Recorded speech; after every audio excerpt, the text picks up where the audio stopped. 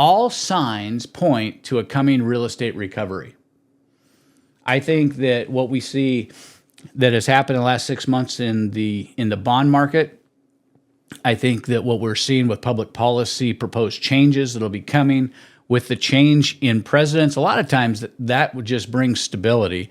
Election years can cause a lot of turmoil. I think stability is going to help people be more confident. We're already starting to see consumer confidence rise, which is important in the real estate market. People have to be confident if they're going to spend, $200,000, $500,000, $700,000, $1 million on a house. They've got to be confident that the economy is going to be strong. And I think we're starting to see the signs of that already. I think there's a coming real estate recovery. We have been in a real downturn significantly in 23 and 24, but it began in 2022, about May. So almost 2.5 solid years, we have been in a depressed real estate economy. But I think that we're about to see some changes, because I think you're going to see interest rates. They may not get back to where they were before. They may not get back to 3%, 3.5%.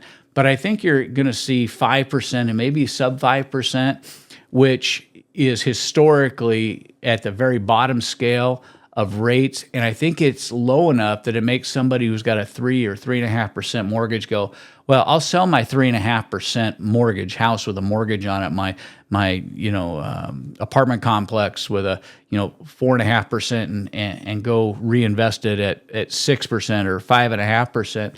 versus going from 3 to 7%. I think that there's a much smaller gap, and people will make that move. I think that what you're going to see, I think you're going to see some changes at not only the Fed, but I think you're going to see some changes at Treasury. And even though the chairman of the Federal Reserve said he's not stepping down, I think there's going to be way too much pressure. He is really the mastermind who crafted the real estate economy we've had for the last 3 years.